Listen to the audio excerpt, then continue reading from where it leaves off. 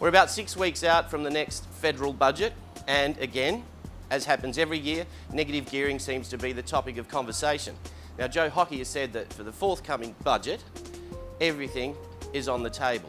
So, if we're going to talk about negative gearing, let's just have a look at these numbers first to understand what we're talking about.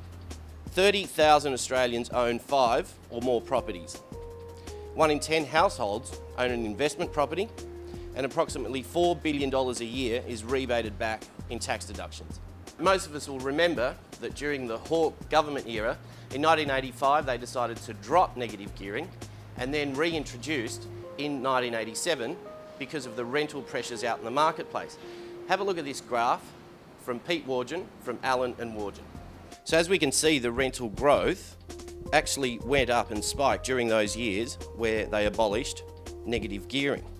Now, as we hit the years during the GFC, there were less property investors out there in the marketplace, and the rent growth went up once again. Pete Wargin goes on to say this: in the year 1985, investor finance accounted for a measly 13% of total housing finance, compared to a whopping 40% or a stonking $139 billion of domestic investor finance over the past 12 months alone. So as you can see, today's figures are nothing like they were in 1985.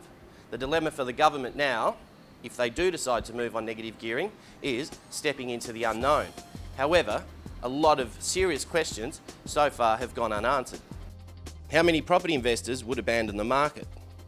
What will the effect be on the rental market? How many jobs could or would be lost in the construction industry? If there are fewer property investors in the marketplace, will the government have to put aside money to build more social housing? If tax deductions on interest are a no-no for property, then should it be a no-no for margin loans for share portfolios? So all these points clearly require a lot of research and a lot more time. Now, the big dilemma for the government is the fact that they're out there telling people that we need to work longer and work harder.